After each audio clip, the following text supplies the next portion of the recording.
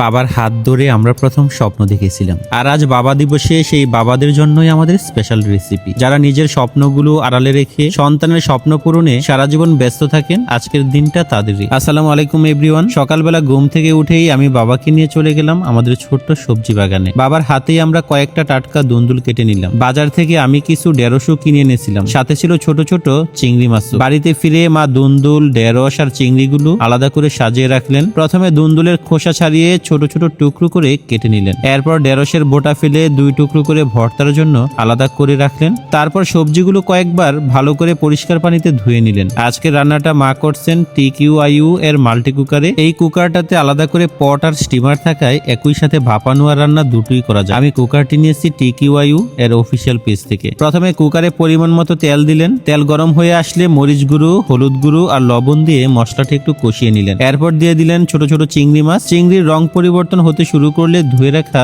দুন্দুলগুলো দিয়ে দিলেন। ছোট চিংড়ি দিয়ে দুন্দুলের এই রান্নাটা আমার বাবার খুব পছন্দ।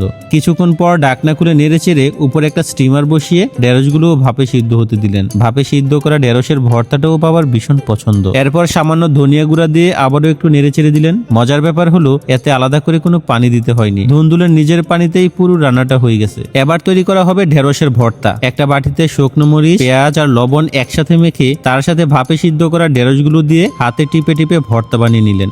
হাতে টিপা ঢেঁড়সের ভর্তা এখনো যারা খাননি, সুযোগ পেলে অবশ্যই একবার হলেও ট্রাই করবেন। আজ মা বাবার পছন্দের রুই মাছের মাথা দিয়ে মাসকলাই ডালও রান্না করেছেন। সেই রেসিপিটাও অন্য কোনো দিন আপনাদের সাথে শেয়ার করব। এইভাবে দুন্দুল, ঢেঁড়সের ভর্তা আর মাসকলাই ডাল মিলে তৈরি হলো আজকের বাবা দিবসের বিশেষ আয়োজন। আজ বাবা দিবসে পৃথিবীর সকল বাবার প্রতি রইল কেপিস কুকিং ব্লগের পক্ষ থেকে আন্তরিক শ্রদ্ধা ও ভালোবাসা। আর যারা এখনো বাবাকে শুভেচ্ছা জানাননি, অবশ্যই জানিয়ে দিন, কারণ বাবারা হয়তো মুখে কিছু বলেন না, কিন্তু সন্তানের